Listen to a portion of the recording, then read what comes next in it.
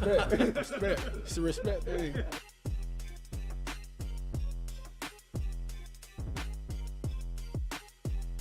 Respect. Respect. It's a respect thing.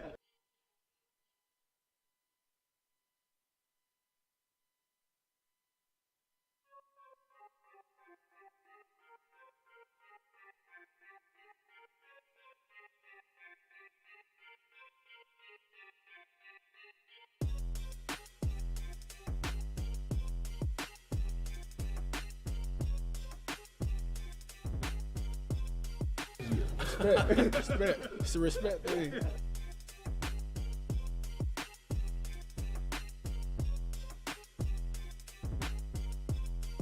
Respect. Respect. It's a respect thing.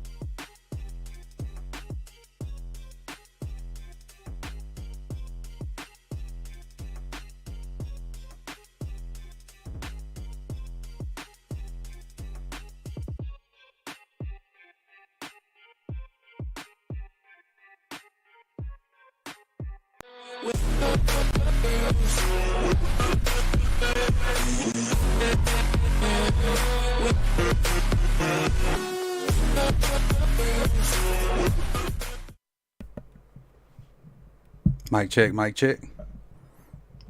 Is this thing on? Let me get a thumbs up in the chat box. Let me get a thumbs up in the chat box. Is this thing on? Pop, pop, pop, pop, pop. What's good, everybody? What's good, everybody? We all know what we're here for. We all know what we're here for. Let's see. Let me go back to my notes. I was taking notes from the presser. And just gonna go through my notes. Again, the phone lines are open, so you can kind of call in and go ahead and talk about. I mean, just go ahead and wait until I finish my notes, and then you can, say what you got to say, and then we can roll up out of here. Appreciate everybody for coming through. Before we get started, if you don't mind, hit that like button. What up, MDT Sports? Let's do a little roll call before we get started. Darius, I see you. Sabri, C Iron, Professor Zoom, Slick. Who else we got up here? Yolanda B. Let's see, who else? Marcel Allen, Raven Run, Jared. I appreciate you. Appreciate you guys for coming through. Appreciate you for coming through. Hit that like button, and I'm gonna run through these notes. And let me check and make sure my phone line is open. Phone line is open. So once you call in, it'll kind of put you on hold, and you'll still hear what's going on. And then once I finish my notes, we'll get to you. So go ahead, call in, get your place in line, and just hang tight, and I'll get to you. My notes will probably be about 10 or 15 minutes. I'm gonna probably go on a tangent, and if I see something in the chat box that I feel like I need to address, I'll do that. If you got a question, I'd rather you call in and ask your question, but if you don't want to call in, just put it in the comment section, and we'll go from there. What up, Jamie? What up, Kendarius? What up, Baltimore? Get up, Slim, Mike. What's that? Leonard Mike Jr. I see you. But let me pull my notes up and let's go from there. Let me post it so I can don't have to hold it. Probably should have printed this out, but it is what it is. Trying to make something work right here. That ain't work. Trying stuff. There it go. There we go. What up, Relly? Slick. I do, man. I do. And this ain't got nothing to do with what y'all here for, but you struck a nerve. That's Slick. I do. I do. All I can say is I do. That's it. All I can say is I do. But let's talk about Todd Monken. So obviously Todd Monken was hired a week ago. And what's the Bobby Shmurda a week ago. But I posted 2 videos about Todd. The first kind of just saying I think it's a good hire and what I felt about the hire. That video was like 4 or 5 minutes long. I did it from my classroom. Then I went back and did some research and posted a longer video, which was about 15 to 20 minutes long. So if you have not watched those, please go back and do so once we finish with this right here. But again, I met him personally in 2005. Not saying he remembers me, because I'm sure he don't. He probably meet a bunch of coaches. But he actually took the time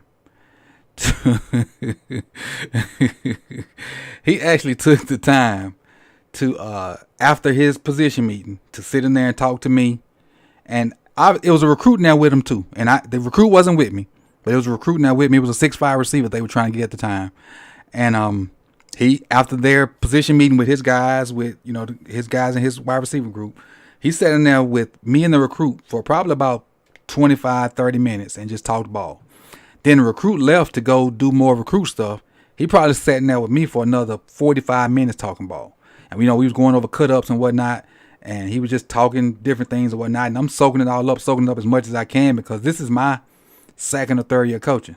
And I'm just, excited to be in a room with a guy, and he's actually giving me attention and not just blowing me off like other college coaches do. And so we get to the end of it, and he was like, I asked him, I said, would it be in trouble, to send me these cut-ups so I can kind of go through different things and see what we learn? And a lot of college coaches, they blow you off and they say, yeah. And, they mean well, because they mean they'll get the, appreciate you, Hendo, dropping the 10. What are we here for? We here to talk about Monken. And that's what we doing. Here to talk about Monken. I appreciate the 10, Hendo. And so we sat in there, and I was like, Coach, you mind sending me the cut-ups, so I can kind of study and go over them on my own? And he said, yeah. And, I thought he was going to big dog me and maybe try to get a GA to do it, and it never makes it there or whatnot. But about 2 weeks later, like in the mail, I get it, which, to me meant the world. That was the first thing I had gotten from like a upper level coach at a big school. And he was at LSU at the time. Just the fact that he kept his word meant a lot to me. So I've been following him like his whole career, making sure I see where he is and how he doing and whatnot. But again, I'm not saying I don't know him personally. I just met him then. And I've been a follower of his ever since. Even when he went to my alma mater, my undergrad alma mater, which is Southern Miss, and he was a head coach there for 3 years, and the turnaround he did there, I enjoyed that too. But let's get into this presser today. And again, let's see if we got anybody over there waiting. Again, phone lines are open. You can call in. I'll be there shortly. I'll be there shortly. Let me go back to my regular screen. All right. So talk about the presser. He got introduced by Harbaugh, and Harbaugh was like, yeah, it's going to be a different offense, and the fans, you're going to be excited, and I can't wait to see it too. Blah, blah, blah, blah, blah, blah, blah, blah, wah, wah, wah, wah, wah. We ain't here to see you, John Harbaugh. Get out the way. You already know what's going on. So Todd gets up there, and I know everybody was expecting the same old gibberish that coaches spew. Coach speak, so to speak. That's what everybody was waiting to hear, and thought they were going to hear. Thought he was going to give that ordinary Harbaugh rhetoric. You didn't get that. I never expected it, but you didn't get that. And a lot of people was basically saying he was 2.0, and the guy hadn't even gotten in the building yet. He hadn't even made his way to Maryland, and it was calling him a bust, and he was bad, and he's not going to do anything. All he like is 2 tight ends and all that. Man, this cat came out with a whole different energy. A whole different energy. And even the reporters that were there, they, and some of them good, some of them bad, but they felt like a different energy. And if you watched it, you could tell there was a different energy going on. But let's just get to the notes and go from there. Cut it out, man. Cut it out. Cut it out, Kendall Harris. That's yesterday. We ain't going back to yesterday. We ain't going back. Today's a new day. Cut it out. All right, so, and I got some notes from what he said. I want to elaborate on it before we get to the phone lines. If anybody even call in. If not, you'll just hear my 2 cents, and we'll shut this thing down. He said everything works better with good personnel, which is 100% correct. Like whatever scheme he decides to put in based off of who's there, it depends on the personnel. Because I'm sure Pat Mahomes can do well in just about everybody's scheme because he's a good player. Steph Curry can do well in just about everybody's scheme because he's a good player. LeBron James can do well in everybody's scheme because he's a good player. So having good players help. And with that being said, he potentially has one of the best quarterbacks in the NFL, waiting to maybe sign a big deal, maybe not. But whatever his scheme is, it's going to be a lot better with Lamar. Appreciate you, Brandon. Todd gave us a Suge Knight. If you don't want your if you don't want your fullback in the slide fade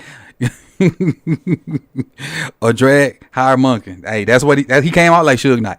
He did, and a lot of shots were fired. But let me get to it. He fired a lot of shots, and it was a breath of fresh air to watch him and to be open and feel like he was being honest and wasn't trying to hide anything, and he just was answering the questions the best way he knew how. He was just open, and that's the only way to talk about it.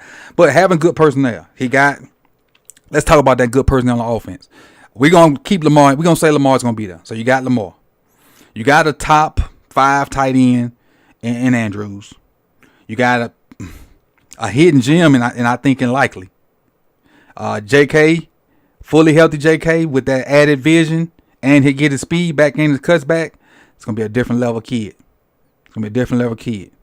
And some of y'all may not agree with me, but right now I think Gus is just a guy. I think Gus is just a short yardage, a spell guy. I think the guy is 27. I think that's the guy. I think he's the lead dog now behind Lamar. So with that being said, let's go on to the next comment I got. He says there's a lot of ways to skin a cat, but the principle is to still win a game. And with that being said, he kind of started talking about how he adapted. And there were some decent questions from the reporters. There was some stupid ones about signing Lamar, and he has nothing to do with signing Lamar. He just freaking got there. They want to ask this man. Some of the questions I just want to slap some folks. I wish they would put the camera on the person asking the question so we could see who asking the stupid stuff up there. That's what I wish. I wish they put the camera on, like pan real quick to whoever asks it, then come back to the coach or whoever's on the podium so we can see who asking them stupid questions. So we can talk about them on Twitter or not follow them or do whatever, because it's some stupid. I'm going to be honest with you. It's 3 people that ask decent questions when I hit them press conferences. One is Jeff. 2 is, I think it's Cordell Woodland. I think that's the guy. Correct me if I'm wrong in the chat box. I think his name's Cordell. And Rita, NFL chick. Them the 3 people that I feel like ask legit questions when they get up there. But all these other clowns, man, they trying to find something to get clickbait. They ain't really, trying to get nothing of substance. They just want a hot topic a hot take to put on their YouTube page or their Twitter or their website or whatever. So a lot of them clowns is up there just cause. But again, back to Todd Monken. I'm sorry, I get on that tangent. He said he wanted to go to a place that had structure and a good defense, which was the main part, of the team. So obviously, based off of what happened on the back end of the season, our defense got really good. Our defense got really good toward the back end of the season, and I'm gonna say top 3 or 4 defense in the league on paper going into next season. On paper, even though there's a hole or 2 over there, but on paper we probably got a top 2 or 3, maybe even 4 or 5 defense on paper. So what that says to me is the pressure to score all the time won't be there. So if our defense can produce like they did toward the end of the year, you're looking at we need 27, 28 points, 30 points to win games. Because with our offense not doing anything last year, the defense still was holding people to 21, 22, 23, 24, 17, 12 points. We just couldn't score. So I think, whatever he decides to run, having a good defense takes the pressure off you. And from a lower level, I know exactly when you don't have a defense that can stop people. In your mind, offensively, there's pressure on you. I gotta score every drive, and that means you can't make mistakes. And that's a lot of pressure on the OC, on the offensive players, on anybody that's associated with offensive football. If you know your defense is borderline ass, and you got to score every time, that's a lot of pressure. A lot of pressure. You got to come up with creative ways to get the ball downfield and do different stuff. That's tough. It's tough. It's tough. Let me see. Somebody added me with something. Baltimore get up. Hey, Coach, do you see us releasing Gus? No, I ain't going to go there for Jared. I ain't going to say that. But do you see us releasing Gus? I hope not. I hope not. I would like to see some 2-backs at times, but I hope not. So we'll see. Let's go. Keep on with Monken. He said, the offseason is where you give quarterbacks the reign to experiment and to add and subtract plays. So right now, Lamar's not there. He's not involved. I don't know what their schedule is. Can they even be there or whatnot? I don't know what that is, especially with him not necessarily being up on the contract. But he said this is the time where they can get in together and experiment and see what they like, what they don't like, what they want to put in, what they don't put in. Now, we're probably going to miss out on that. Honestly, let's keep it a buck. We're probably going to miss out on him and Lamar collaborating to figure out what they like. So what's going to happen is he's going to put in the stuff that he thinks Lamar can do. And then Lamar just going to have to come in and kind of work on and work at it and whatnot, because we probably not going to see Lamar until he have to be there. And that's when they'll get together and do whatever. But if Lamar gets signed to a contract or whatever, they'll get together ASAP and we'll get the ball rolling. So they just going to miss out on that. And I hate it. They're going to miss out on that. See what else. He also called Lamar skill set elite. He said Lamar had elite skill set. He talked about the game changing also. He talked about, and he didn't say gone were the days where you had the 6'5" statue quarterback just standing there throwing dots all over the place. He said the league is moving toward shorter, more athletic guys, starting to, I think what's the word he used? Do I have it down here? I might have it on my notes. Let me see. I do later on. I'll come back to that. But basically, he said Lamar's skill set is elite, and he's been watching from afar. He also talked about, and I don't have this one, he talked about the narrative that was put on Lamar when he came out. And he said that Lamar's been proving people wrong on that narrative since day one. And if you don't know what the narrative is some people wanted him to move to running back. They said he'd never be able to throw touchdowns. He won the MVP already and is probably one of the definitely top 4 or 5 quarterbacks in the league. We know Mahomes is one, but that next tier, Lamar's in there. Lamar's in that next tier. All right. Next up. This was funny to me. He mentioned the players he had in Tampa. He talked about all the receivers he had, and he said that the quarterbacks he had loved to throw the ball, even though sometimes they threw it to the other team. When he said that, when I watched it live, I was dying laughing. And even watching it on YouTube, a lot of people in the comments threw the laughing emojis in there too. That was one of the funniest parts of the press conference. And I like the fact that he was being candid and wasn't so professional. He was having fun. And that's what this game is. This game is fun. That's why we coach it. That's why we play it. That's why we love it. This game is fun. And for those that take it too serious and act like it's just business, it is a business, but it's a kid's game. It's fun. It's fun to beat your opponent, but still have respect for him. That way y'all can talk about it later, or y'all can, in some cases go have a beer or go out to dinner afterwards and whatnot. And a lot of people don't even like the fact that these players, I was going to say these kids, these players, they'll compete hard against each other, then go hang out together. Some people hate that. It's fun. It's a game. They just so happen to make a whole bunch of money playing a game because they're good at it. I keep jumping off subject. Next, he talked about as far as his scheme and what he want to do is he want to make defenses guard the entire 53 1/3, and that's sideways. That's from sideline to sideline, and the whole 120, which is end zone to end zone. So basically, he want the defense to account for every eligible receiver out there. Not necessarily saying he's going to throw it all over the place, but you need to be able to account for every eligible receiver, which was a pow at 42. What's up? It's your man. Because with 42 out there, you really don't have to account for him. You can let him catch his 3-yard, check down, and then you're going to tackle him for 4-yard gain. Or you can let him catch it at the line of scrimmage in the flats and tackle him for the 1-yard gain. He had one game where he caught the ball at the backfield and did some damage.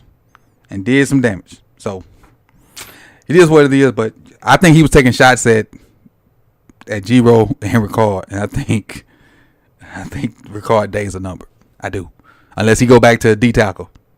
But we'll see. But he did say there's a place for fullbacks in the league, and I'm sure short yardage, goal line, I wouldn't mind seeing Ricard get carries. 4th and 1, anywhere on the field, 2nd and 2 or 3 from the goal line. I don't have no problem with that. Getting the regular fullback set in a 4-minute offense and pound folks, run power counter with Ricard as the fullback. I don't mind seeing that, but he don't need to be a heavy part of the game plan. He really don't need to be a heavy part of the game plan, and that's I've been a 42. I ain't gonna say a hater. I just didn't like as many snaps. I didn't like the fact that 42 was out snapping receivers. The fact that 42 out snapped Prochet and Duvernay in a bunch of games, and I know y'all don't like Prochet. I know y'all, some people are on the fringe about Duvernay, but there's no way he should have had more snaps than them cats. Never, in no game, unless we got up big in the first quarter and just ran it down their throat for the rest of the game. But that dude's gone, so let's try not to waste that much energy on him. He said that all players are used to being in the shotgun and spreading the field, and that's what they've done all their life. And that's what they like to do, and that's what they know how to do, which is true. Let's talk about the evolution. I'm thirsty. I ain't got nothing in here. The kids play 7-on-7 from middle school on up. And if you don't know what 7-on-7 is, 7-on-7 is football without the lineman. So you have quarterback, a running back, 4 receivers. That's really 6, huh? And sometimes they let you have a center. That's a 7 person, but it's really unfair because it's 6-on-7. Really, now that I think about it. And the defense has 7 people, and it's basically football without the line. They run around, throwing around, doing all kind of stuff, having fun. It ain't real football, but they love it. The kids love it. Like we got kids in high school that'll skip track or don't run track just to play 7-on-7 season, which is 7-on-7 season now. And so they do that 7th grade, 8th grade, 9th grade, 10th grade, 11th grade. Then they go to these colleges and they play in these spread offenses. And then you come to the pro and you want them to be power I. Kids don't like that. I mean, I ain't gonna say they do it because they're getting paid to play football, but they much rather be in a spread set. Just look at the Eagles. Look at the Chiefs. Look at what Arizona tried to do. Look at who else had success doing that? Help me out in the chat box. I want to say the 49ers, but the 49ers was more of a power run team. But they were set up to be a traditional team. The 49ers were. But the kids, they love being in spread. They do. Look at the Lions. When the Lions started winning games, they had 3 receivers. It was 11. They was an 11 personnel most of the game. 11 personnel most of the game. Dallas, appreciate it, Professor Zoom. What up, Q?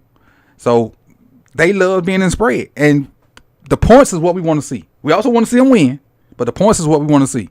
And I see people putting different names in there. We could almost say every NFL team with the exception of Baltimore. Almost. And agree with me or not, but you can almost say, what up, Agent E? Almost every NFL team was spread. Look at the Dolphins, except for the Ravens. And even though we look spread, we still had 42 and Andrews, 42 and Likely, 42 Andrews and Likely. Or we had Likely, Andrews, and Boyle. And yeah, they may be spread out, but that ain't spread because them ain't no down the field threats. All of them within 5-yard threats except Mark. And then Bateman, in and out the lineup, which no knock on him. You can't help when you get hurt, but still. You had Bateman and, man, it's going to hurt me to say this. The rest of the receivers was, shout out to Bubba Dub, trash. Bateman and trash. That's what you had. So it's tough. But we'll talk about what we need later on. Not today. We'll talk about what we need to do personnel wise. That won't be today though. We're gonna try to stay with Monken. They asked him about the 2 tight end set, and that's what a lot of people were worried about bringing that scheme to Baltimore. A lot of people say, well, he's just a Roman clone. All he do is 2 tight ends, and we, that's stuff. He said it himself, and I can't remember their names. 0 and 18 were their best players. And he said, well, he just built around them because they were the two best receivers. He said their slot receivers were pissed off. And them was his words, not mine.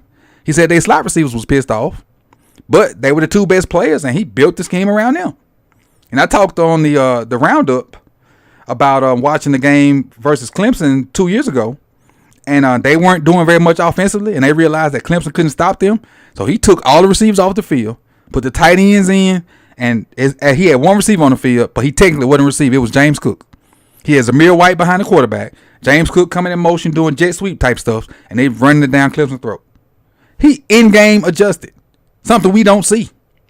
Or we ain't used to seeing. We used to seeing we got this game plan from the week, and we're going to pound it, and if the game plan don't work, we just lose.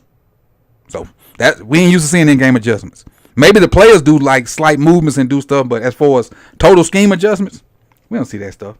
But hopefully we'll see it now. Hopefully. Let's see. I got 2 more notes. This is one thing I've been screaming about for the whole time Lamar's been here. He talked about mobile quarterbacks being able to get you out of trouble in the spread. He mentioned the word spread a lot. And I was going back and rewatching it, and I'm at 22 minutes and 33 seconds. And I stopped it to get ready for this, but he mentioned the word spread a ton. And it'll be like the third time I watched it. I watched it while he was doing it. I watched it on my way. Well, I listened to it on my way home from the gym. Then I kind of watched it again while I was trying to make notes for this. What up, Tanja? So I'm at 22 minutes and 33 seconds. And he mentioned the word spread a lot. So this is the last note I got. And then we'll go to the phone lines. If anybody even over there. Anybody over there? No, nobody's even over there. So that's cool. We've been on here. What? How long? 20 minutes. Oh, this is going to be long enough. Forget the phone. I'm finna cut it off before somebody try to call when I finish. Nope. Had a chance to get in here. Over with. So I'll make my last point, and then we're going to get up out of here. Y'all could have called in, but it's all good. I talked for 30 minutes, so it is what it is. Talked about mobile quarterbacks being able to get you out of trouble with hidden yardage, which I've been screaming for that for the longest. Lamar's legs should not be a part of the game plan. His legs should be extra. If Snoop's the guy, his legs should be extra. His legs should not be a part of the game plan. Call pass plays. Let them. Ain't gonna be no 2 hours in though. No sir. Can't do it. Not solo. And I'm already thirsty too. About to cough up a hairball over here. No sir. But let his legs be extra.